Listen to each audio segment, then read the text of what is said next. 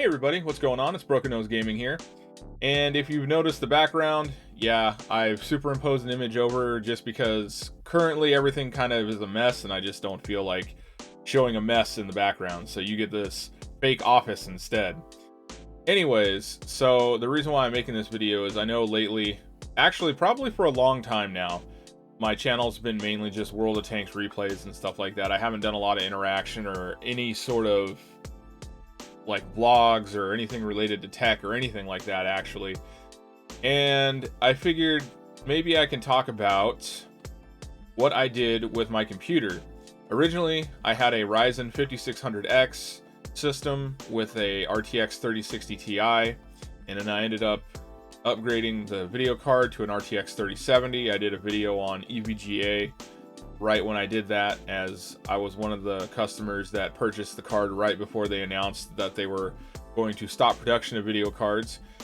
And I also kind of played around with another system that I built. I had an i5-11400, which eventually became an i5-11600, and I sold off my Ryzen parts and combined the RTX 3070 and the i5-11600 system together, and I made what you see on the screen right now.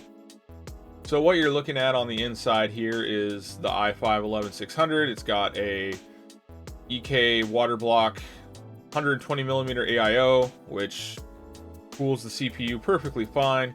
Got 32GB of Corsair Vengeance RAM to work with, and that's at a DDR4 3600 megahertz speed, and then that's coupled together with the RTX 3070.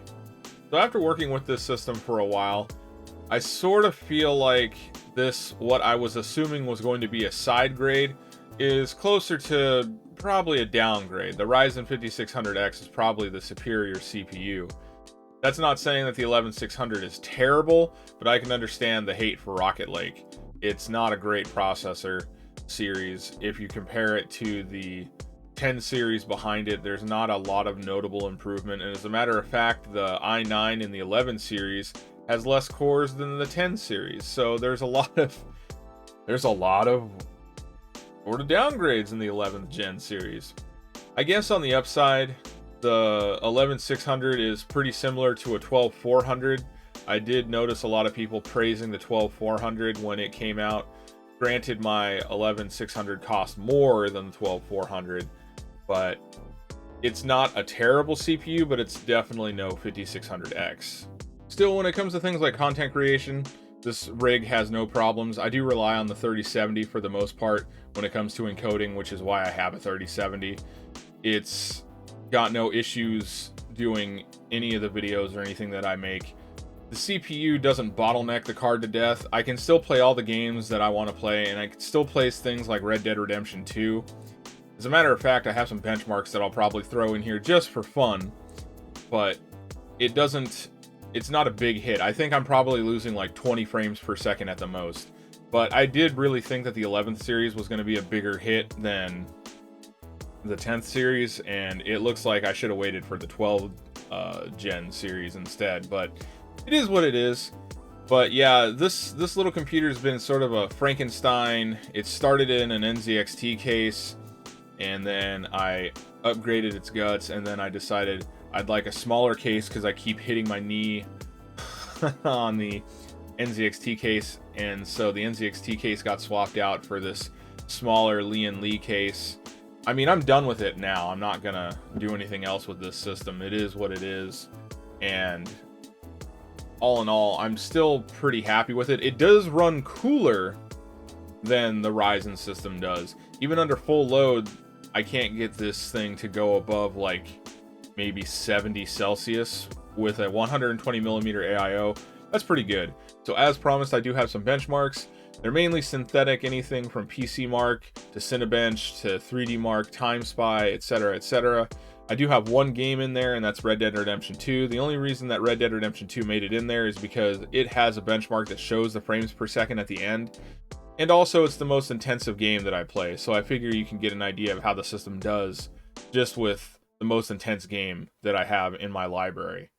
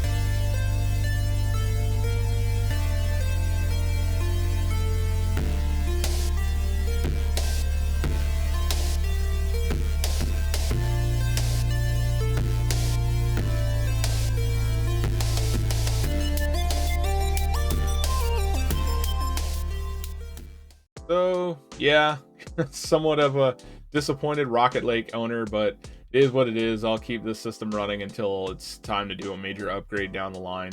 Plus, hopefully later on down the line, Intel will come up with some better support for their actual CPU socket, because it seems like the rectangles don't make full contact with the CPU cooler sometimes. So maybe that's something that'll get fixed down the line. Who knows? But for the time being, I'm going to sit here and rock my 11th gen Rocket Lake failure system and just keep making videos. I am almost at 100 subscribers. I am planning to do some sort of giveaway for 100 subscribers. It was originally going to be a computer mouse, but the logistics of a computer mouse, like to send it out to someone and make sure it's actually going to the person who gets it, I don't know. I might do a World of Tanks giveaway instead for Blitz. That might be easier for everyone, and that's once I hit 100 subscribers. So that's going to kind of wrap everything up. That's going to be the end of this vlog. I am going to try and sprinkle these vlogs in between my regular uploads of replays as well, because I haven't really done anything to even show my face on my channel for a while, so I thought this would be interesting. So I'll try and start doing more vlogs, or just more videos where it's actually me instead of just replays for World of Tanks, and I'll try and broaden the variety of the channel again. But for the time being, I think I'm going to wrap it up here. This video's gone on long enough. It's been me rambling about my computer. So if you watched all the way to the end, I thank you. And until I see you guys again in another replay or another vlog, I hope you guys can take it easy.